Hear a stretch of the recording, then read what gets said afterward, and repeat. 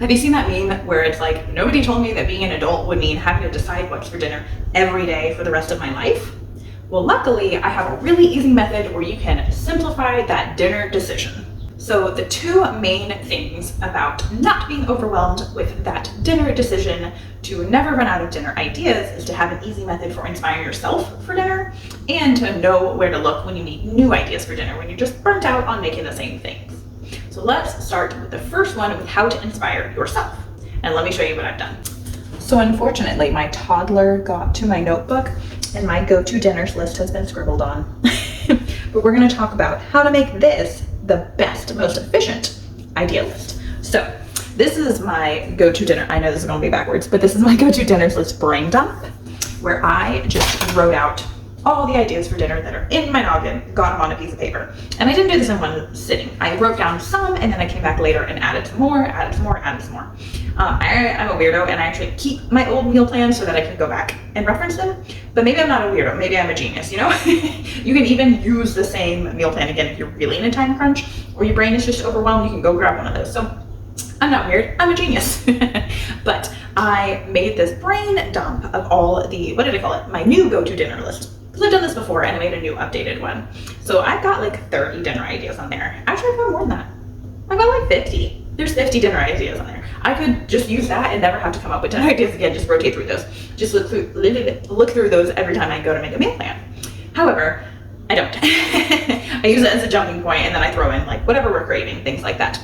But making this list is the #1 way to stop running out of ideas for dinner, to stop that dinner decision fatigue. So you one time sit down and make this list of dinners, and you can organize it in a few different ways. The more obvious one is organizing it by protein. So you have a list of like beef dinners, chicken dinners, seafood dinners, meatless meals, whatever. You can organize it like that. Because of the stage of life I'm in, because of just the way our family is and how our schedule is, I have actually categorized it, and you can see my highlighting on there in addition to the scribble. I have categorized it by time they will take to make. So I have weekend meals, which we're only going to make on the weekend. I know they are dinners that are just a little too complicated for me to want to make on a weeknight after work. You know, you gotta like get the kids into bed after that. Just these meals are not it. They're not weeknight dinners. And then I have simple and easy dinners for the evenings I get home from work a little bit earlier. I have a slightly different schedule a couple of days a week. And on those evenings, I have the meals I call prep ahead meals.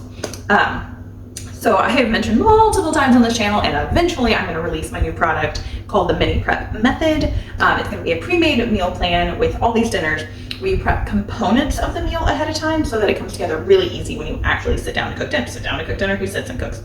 You know what I'm saying? When you actually go to make the meal, you have half of it prepped and ready to go. So for example, tonight we are having stuffed pepper casserole. I have pre-sliced the sausage, pre-sliced the bell pepper, I just said the word. That's all ready to go, so I just throw it in the pan, start cooking it, throw all the other ingredients in, let it cook. Like that's really gonna take minimal time. And I can start it like the moment I walk into the house if I choose, which I probably will because I'm gonna be hungry. I get home a little bit later tonight. I'm off this morning filming YouTube videos and I'm working later this evening. That's how today is gonna work. But that's one category of my meal plan. So for me, that's what works for our family, is categorizing this, I said meal plan, this go-to dinner list in those ways. Like I can easily look at a recipe and know that's chicken, that's beef, whatever. If I don't want to repeat the same protein too many times in 1 week, I know I can swap things around. But so for me, I look at the highlights on there. So like orange is weekend meals, green is the fast and easy weeknight dinners, blue is the prep ahead meals. So I know Monday, Thursday are my later days. I need prep ahead meals for those days, so I can just plug and play, right? That's how this go-to dinner list works for me. But the keys to making this work for anyone and making it super simple, where you can throw together your meal plans super quick and easy, is you don't just write down the name of the meals, you write down the ingredients and side dish ideas for it. The sausage and pepper casserole is not a good example because that's like a one-pot meal. It's all there. It's like rice, veggies, meat, it's all there. One of our other meals that's a prep ahead is sesame chicken. So I pre-chop the chicken, so they're in little cubes, and then I pre-make the sauce. So when I come home, I just cook the chicken in the pan real quick, pour the sauce over it. That's done. And we usually have rice and either roasted broccoli or green beans with it to make like a stir-fry type meal, you know? So that's what I write on my go-to dinner list once I take it from this brain dump and put it in a nicer format. I'll show you in a second. But I say sesame chicken, and we need sesame oil, we need brown sugar, we need soy sauce, chicken, cornstarch, garlic, whatever else is in it. And then there were suggested sides for myself. What I'm suggesting to myself is rice and green beans. And so when I sit down to make my meal plan, I'm like, again, plug and play. This is a plug and play meal plan. I'm gonna link a video here where I go into a little more detail about how to make meal plans super quick using this method. Yeah, this go-to dinner list is the best way to never run out of dinner ideas. You are not sitting there starting from scratch, starting from a completely blank canvas, Word document, whatever.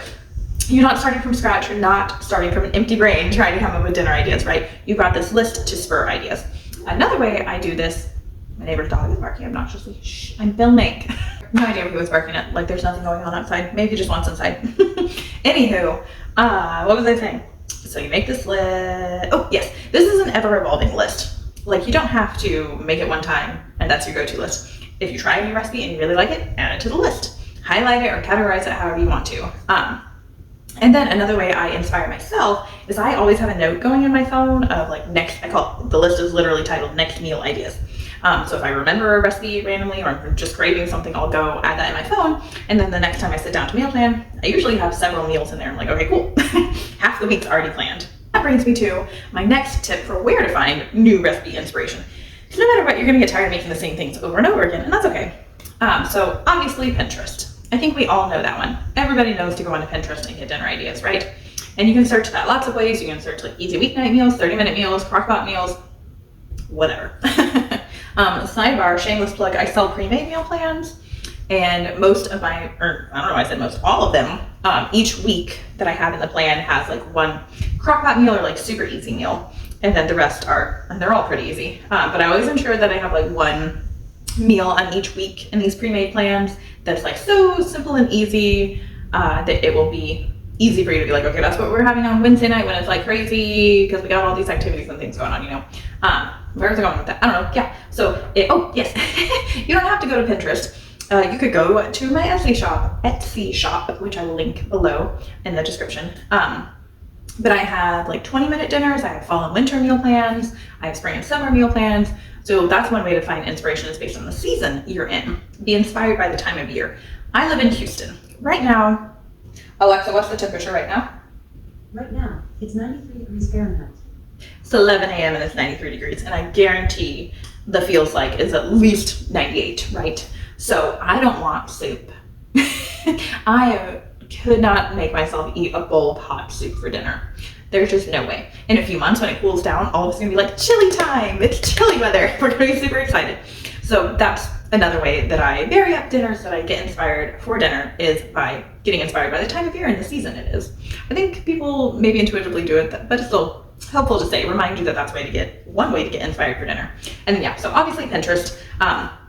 In my last video where I talk about my 9 easy ways I save money on groceries, which I'll link here, one of my tips is to search by ingredient on Pinterest, and that helps you save money by using up an ingredient you already have. So let me explain that a little bit more. Say you have a jar of pesto in your fridge that's open, you use maybe a little bit out of it for a recipe, and you've got like 3/4 of the jar left. You're like, what do I do with this pesto? Don't want to just let it sit there and go to waste, so that's a waste of money.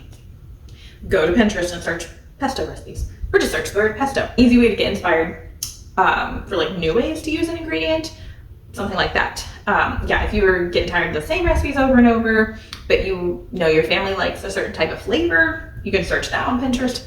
You don't have to search for a certain recipe or things like crock-pot meals. You can search things that way. Ways to use pesto, new ideas for pasta night, new ideas for pizza night, whatever. Pinterest will have a plethora of ideas. But I also like to get new recipe ideas and inspiration from the library. Go to the library, check out some cookbooks, check out some recipe magazines. I really like those because there's lots of pictures. And I can even flip through them real quick at the library before I go home. I also don't really buy cookbooks because they always have like drinks, appetizers, desserts, and I'm like, just don't cook that. Like, I just need dinner recipes. So I don't like buying and storing and have to organize in my house tons of cookbooks. I go to the library, I check them out, I peruse it, I see which ones sound like things I'm actually gonna cook, and I take a picture of it. And maybe I print it, maybe I scan it and print it off. Or maybe I just have the picture on my phone for the rest of my life, right? You can also upload that to Pinterest. I actually have my Pinterest boards categorized by protein too. Like I've got a chicken board, a seafood board, things like that, meatless meals, whatever. Then last 2 tips are social media. Social media, go follow your favorite food bloggers on there. My favorites are Budget Bites, and then the Pioneer Woman, I love her. And then who else do I follow and save a lot of? Salt and Lavender, $5 dinners, Little Spice Jar. She's actually a Houston local. I don't know why that's hard for me to say. But yeah, find your favorite people on there. And then lastly, think about your favorite meals when you were a kid. Ask your mom, ask your parents for dinner ideas, for recipe ideas. I think we sometimes forget things like that. Like there is a recipe I still can ask my mom. My mom, one of my favorite meals when I was a kid, and it's probably not the healthiest because this was the 90s, but it was meatballs and mushroom gravy. Oh, that sounds really good right now. I think when we get back from being out of town, that might have to go on my meal plan. If I ever remember to ask my mom for the recipe. I know I've mentioned it to her multiple times, but I don't have the recipe from her yet. So that is a new recipe that's gonna go on my go-to dinners list when I finally get that recipe from my mom. But that is an easy way to get new meal ideas too. It's from your family. What were your favorite meals when you were a kid? Or copycat restaurant meals. If you have a favorite dinner out, look it up, see how hard it is to make. Sometimes you might be really disappointed that you've been spending a ton of money at the restaurant on this meal when you realize it's really easy to make. Yeah, that's my favorite ways to find dinner inspiration. Obviously Pinterest, but also social media, your family and friends, and then the library. You don't have to store more cookbooks to get new recipe inspiration. But the number one way to solve that dinner decision dilemma, to make it so much easier on yourself, is to do a bunch of planning once and then have that ready to go. So by planning, I mean just the go-to dinners list. Do a brain dump and then categorize it and organize it. Keep it somewhere where you can easily get to it. Maybe take a picture, scan it, put it on your phone. If you meal plan on the go, if you're like sitting in car line, you can decide on a few dinners, right? Maybe even place your grocery pickup order. Depending on how long your car line is, you might do the meal planning and the grocery shopping all in one sitting. Wouldn't that be amazing? I do that every once in a while. It's great. Get it all done at one time. But for the most part, I have my go-to list of dinners in my little journal there that I showed you, and I look it up, I make a new meal plan, and it really doesn't take that much time because I have most of the thinking done for me already. And then after I look at that list and I peruse and get some inspiration, actually, no, I said in the first thing I actually do is inventory my kitchen. I can't believe I forgot to say it. So like I said, my last video was about my 9 easy ways to save money on groceries, and a big one is using what you already have in your kitchen. And that is another way to be inspired. I can't believe I forgot to say that. So that is step one of making a budget meal plan, is looking at what's already in your kitchen and you take that and make a meal plan from it. So if you have your list of items already in your kitchen, I call it a kitchen inventory, and then you have your list of go-to meals, you look at them, you see where's the overlap, what ingredients do I have that are in these meals, I'm gonna make those meals. Half the thinking is done for you.